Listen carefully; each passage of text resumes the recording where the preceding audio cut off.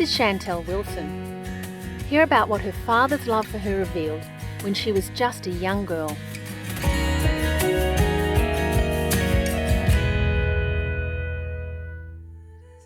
So I was incredibly blessed to be raised in a home that was faith-filled and full of joy and life and full of God. And I have a particular memory of when I encountered God's love as a very small child. I remember getting a new dress from my mum, and we were in my bedroom and she got me done up in this new dress and she said to me, go and show Dad. And I remember running down the hallway, which felt like just miles as a small child. And there he was waiting at the end of the hallway for me. And when I got there, I did what lots of little girls would do, and I kind of twirled around and, spun and whatever. And I remember being really captivated by the look in his face. What I saw in his face was just the most extraordinary look of love. And I was confident and almost swept away by the amount that I knew he loved me in that moment as his daughter, as his child. As I looked at my dad, I became aware of another love, something else that was going on.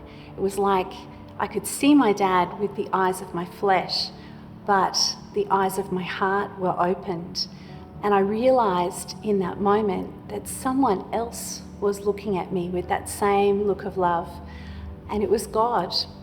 I couldn't really explain all of that as a 5-year-old, but as I've grown and grown deeper in the knowledge of God's love, I've learned to recognize his love in so many different ways. So I know that not everyone has grown up in a family like mine with the experiences that I've had. But one thing I know about God is that God goes out to meet us in the things that we love. So if you love bushwalking, God will go and meet you in that place, in the beauty of nature. If you love to spend time with your kids playing in the backyard, God will meet you in that place. Wherever it is that you find joy, God will meet you in that place. God will also meet you in the places where you feel sadness and sorrow and come to be with you. I remember a time as an adult, particularly when my husband was quite sick. I had 4 little children and I really was holding it together as a new young mum.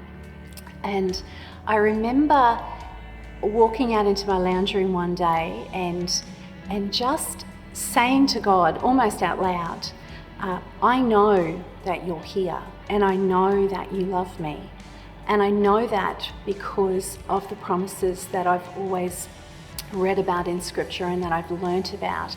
And so I'm going to hold on to those promises because even though I know I don't feel your love right now, I know what you say is true. And so therefore, those are the promises that I'm going to hang on to right now.